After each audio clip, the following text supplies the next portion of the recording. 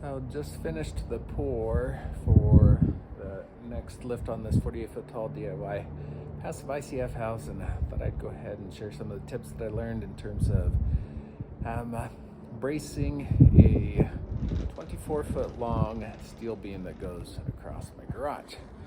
So a couple of things that learned was, so I did the steel post going from here up to there, and then we welded in that little saddle. And so over here, all of the weight of the steel beam is just being borne down to there.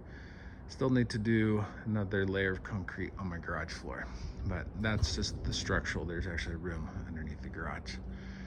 And then over here, built a massive stud pack. And so there's two 2x4s inside there, and then 2x4 and 2x4 on here. And so that was helping to bear the weight when this whole thing, when the walls were empty. They're now filled with concrete.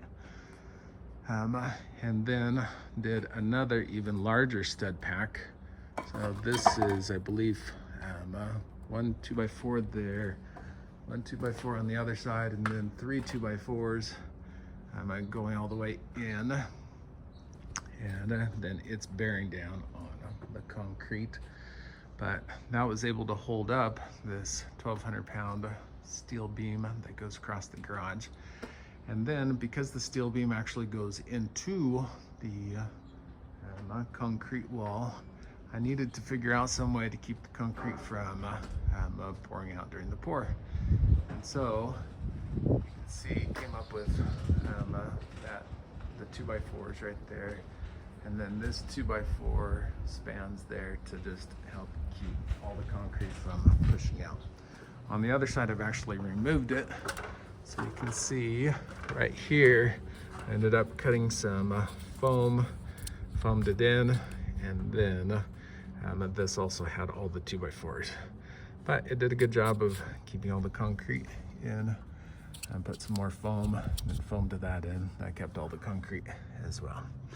So this steel beam is now fully encased in concrete, but obviously I had to cut out the some of my foam walls in order to get the steel beam to sit in. I actually have it sitting in there a good 4 inches. Structural engineer only called for 3, but I like to do a little bit more.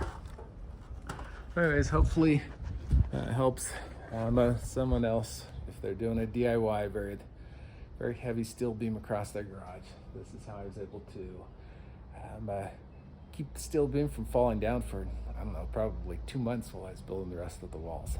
So it worked pretty well for me. So if you want to follow along as I build this 48-foot tall DIY passive ICF house, be sure to like and subscribe, and thanks for watching.